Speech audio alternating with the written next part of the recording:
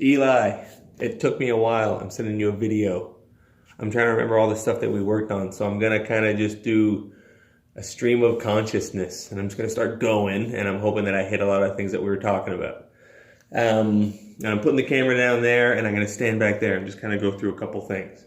We were talking about your back leg, front leg, staying behind your front side.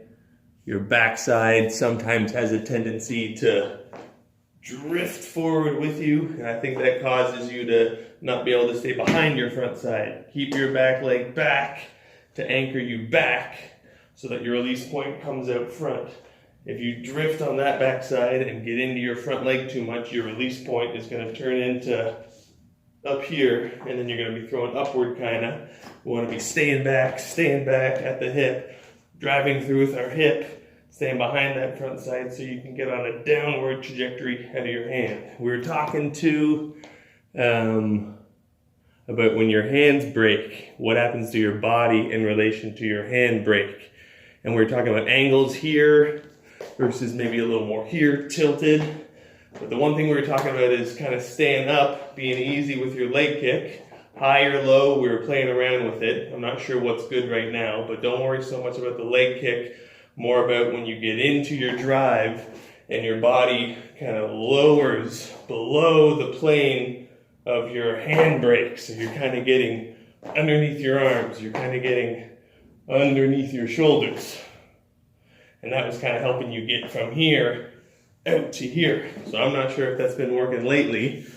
But one of the things was your front side not doing much. And I'm not sure if you remember back in the day, one of the first things we were kind of getting to is that you were breaking hands here and immediately pulling to here and then coming up top to release. So we were trying to keep you closed, and that's something that made a lot of sense for you, staying underneath that front arm.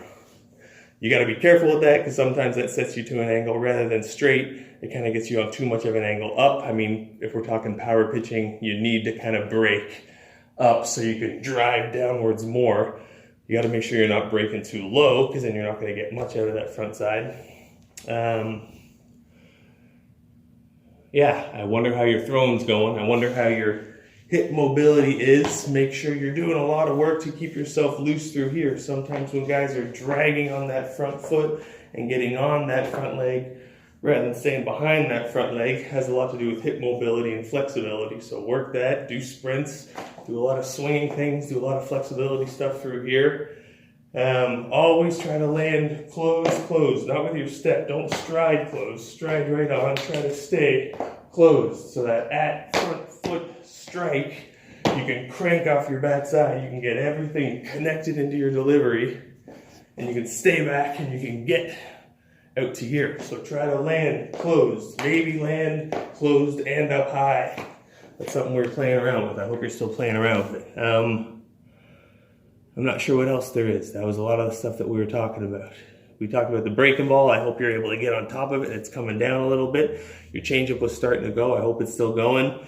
Email me back, text me back if there's anything else you want to think of. I'm sorry it took so dang long for this video, but I think that's the gist of a lot of what we were working on. Okay, peace. Talk to you later.